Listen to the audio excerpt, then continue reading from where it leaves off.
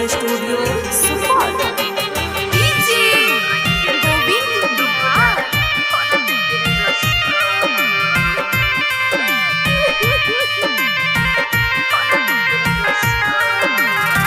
शुरू हो गेलहु तोरा हरद के रसम हे गे जान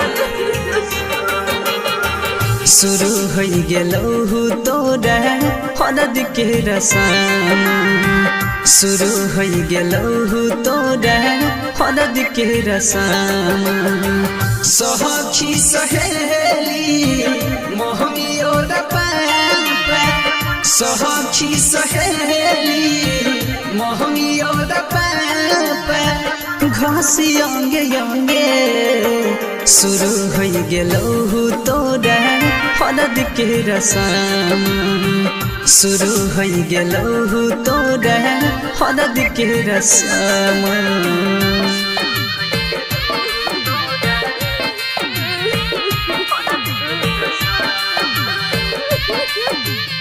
Mixed by Ranveer Ji.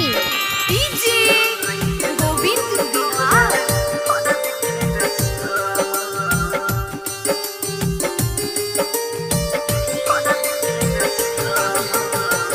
नहजरी के छाँव में तोहरा रखरी हो सोना गे हमारा तोरा प्यार के कर लगल जादू टोना गे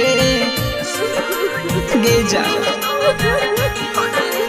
सुना नहजरी के छाँव में तोहरा रखरी हो सोना गे हमारा तोरा प्यार के कर लगल जादू टोना गे घरे में हमान सबके भेलो या गमान गे घरे में हमान सबके भेलो या गमान गे छोड़बो या बदमा शुरू हो गेलहु तोरा हरद के रसम शुरू हो गेलहु तोरा हरद के रसम।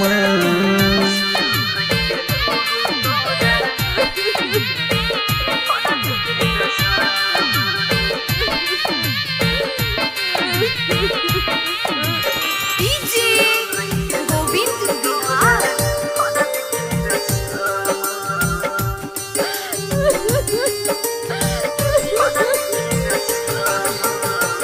दिहलाबा में दर्द हमरो उठ छै गे दुगनी पियाबा के घर बाके कोई भी भाग जोगनी गे सोना सुना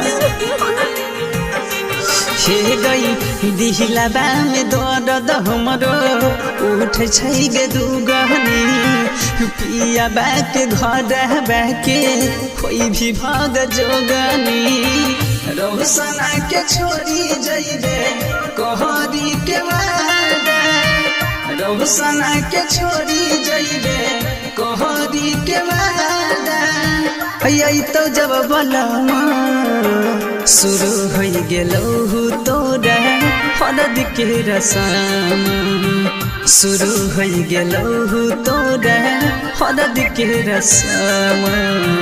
माँ सिद्धांत रिकॉर्डिंग स्टूडियो सुपौल।